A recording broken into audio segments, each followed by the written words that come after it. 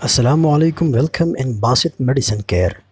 ناظرین، آج ہم آپ لوگوں کو بتائیں گے اٹاروااسٹاٹن ٹیبلٹس کے بارے میں، جو کہ آپ کو بہت سے برانڈز نیم سے ملیں گے، جیسا کہ لیپیٹر، ونسٹر، اٹاروا اور بھی بہت سارے برانڈز ہیں اس کے، لیکن اس کا کمپوزیشن ایک ہی رہ گیا جسے اٹاروااسٹاٹن کہتے ہیں۔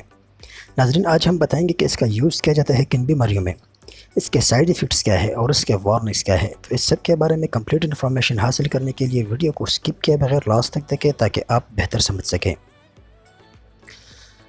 ناظرین، اٹاروااسٹاٹن کو خوراک، وزن میں کمی اور ورزش کے ساتھ ہارٹ اٹیک اور فالج کے خطرے کو کم کرنے اور اس امکان کو کم کرنے کے لیے استعمال کیا جاتا ہے کہ ان لوگوں میں دل کی سرجری کی ضرورت پڑے گی، جنہیں دل کی بیماریاں ہیں یا جنہیں دل کی بیماریاں لاحق ہونے کا خطرہ ہوتا ہے۔ اس کے علاوہ ناظرین، اٹاروااسٹاٹن کو خراب کولیسٹرول جیسے کہ ایل ڈی ایل اور چکنائی کو کم کرنے اور خون میں اچھا کولیسٹرول یعنی ایچ ڈی ایل کو بڑھانے میں مدد کرنے کے لیے مناسب خوراک کے ساتھ کولیسٹرول کو کم کرتے ہیں۔ اس کا تعلق دوائیات یعنی میڈیسن کے ایک گروپ میں سے ہے جسے اسٹیٹن کہا جاتا ہے۔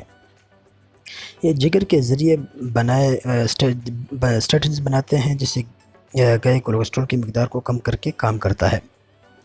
یعنی ناظرین، اگر آپ کے خون میں کولیسٹرول پایا جاتا ہے تو یہ کولیسٹرول کو کم کرتا ہے۔ کولیسٹرول کیا ہے ناظرین؟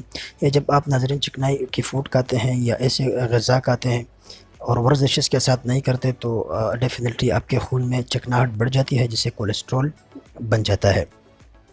وہ خون کی نالیاں جب دل کی طرف آتی ہے تو دل کو پمپ کرنے میں مشکلات کا سامنا کرنا پڑتا ہے، تو اس وجہ سے آپ کے خون میں کولیسٹرول بڑھ جاتا ہے اور آپ کو تکلیف کا سامنا کرنا پڑتا ہے۔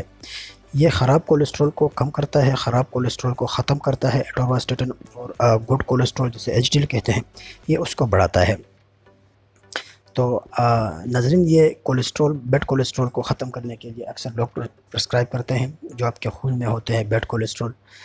اور سائیڈ ایفیکٹس کی بات کریں تو اس کے سائیڈ ایفیکٹس میں استعمال کرنے کے بعد ہمیں جو ممکنہ کامن سائیڈ ایفیکٹس کا سامنا کرنا پڑ سکتا ہے، اس میں جوڑوں کا درد، اسہال، پیشاب کی نالی کا انفیکشن، پیٹ میں درد، متلی پٹوں میں درد اور گرنے اور سونے میں دشواری ہو سکتی ہے۔ ناظرین، یہ آپ کو دن کے ٹائم لینا چاہیے، کیونکہ دن کے ٹائم آپ رات کو اگر آپ یہ لیتے ہیں تو آپ کو سونے میں دشواری ہو سکتی ہے۔ سائیڈ وارننگس کی بات کریں ناظرین، تو جو حاملہ ہونے کا ارادہ رکھتے ہیں خواتین یا جو حاملہ ہے آلریڈی، وہ یہ میڈیسن استعمال کرنے سے پہلے ڈاکٹر سے ضرور مشورہ کریں۔ اس کے علاوہ جو کڈنی پیشنٹ ہے یا لیور ڈیزیز ہے جن پیشنٹس کو، وہ بھی ڈاکٹر کے پرمیشن کے بغیر کبھی بھی استعمال نہ کرے۔ کوئی بھی میڈیسن ہو ڈاکٹر کے پرمیشن کے بغیر کبھی بھی استعمال نہ کرنے، کیونکہ ڈاکٹر ہی بہتر جانتا ہے کہ اس وقت آپ کون سی ڈیزیز ہے اور آپ کو کون سی میڈیسن لینا چاہیے۔